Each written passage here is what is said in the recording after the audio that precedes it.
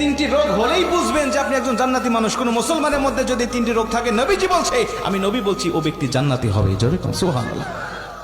এক নম্বর, আমাদের অনেকেই আছে রোগ হইলে কয় আল্লাহ শুধু আমাকে চোখে দেখে আর কাউকে চোখে দেখে না, আমাকেই শুধু রোগ দেয় আর কাউকে দেয় না, অথচ জানেই না। বুখারীর হাদিস, আল্লাহ রাসূল বলছে যে এই ব্যক্তি অসুস্থ হওয়ার পরে ধৈর্য এবং সহিষ্ণুতার সাথে একটা রাত অতিক্রম করতে পারে, আল্লাহ পাক পরের দিন সকাল হতে না হতেই তাকে সদ্যজাত ভূমিষ্ঠ শিশুর ন্যায় নিষ্পাপ করে দেয়। সুবহানাল্লাহ। তাহলে শুকরিয়া আদায় করার দরকার আছে।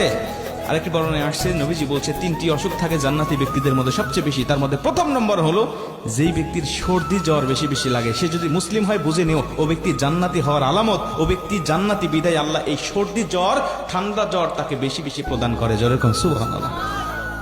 মিলে গেছে অনেকের জন্য না?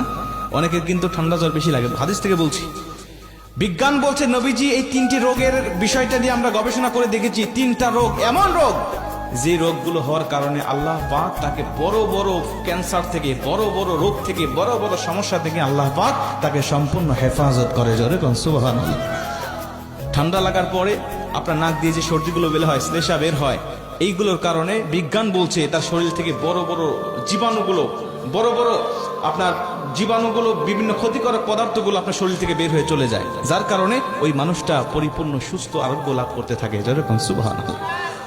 মুসলমান ভাইরা আমার, শুধুমাত্র তাই নয়, নবীজি বলছে দ্বিতীয় নম্বর, ওই ব্যক্তির জান্নাতি ব্যক্তির হলো রোগের আলামত, যেই ব্যক্তির সবসময় বেশি শরীরে চুলকানি থাকে।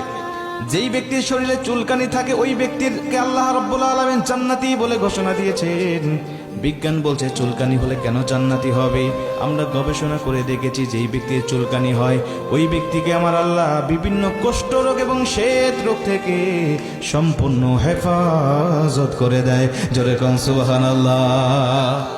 জান্নাতি রোগের আরেকটি আলামত সম্বন্ধে নবীজি বলেন, যেই ব্যক্তির চোখ উঠবে, চোখ ওঠা রোগ, এটা হলো জান্নাতি রোগ।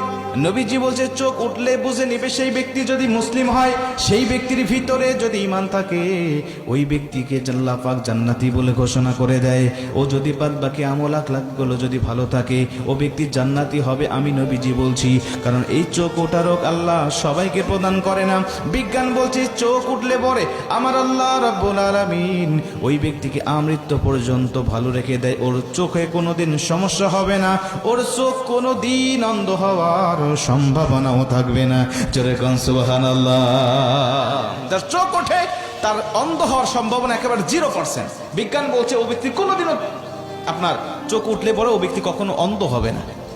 এজন্য এই সমস্ত রোগ হলে বা যে কোনো রোগ হলেই আপনি ধৈর্য হারাবেন না, আল্লাহর শুকরিয়া আদায় করবেন আর মনে করবেন যে আল্লাহ পাক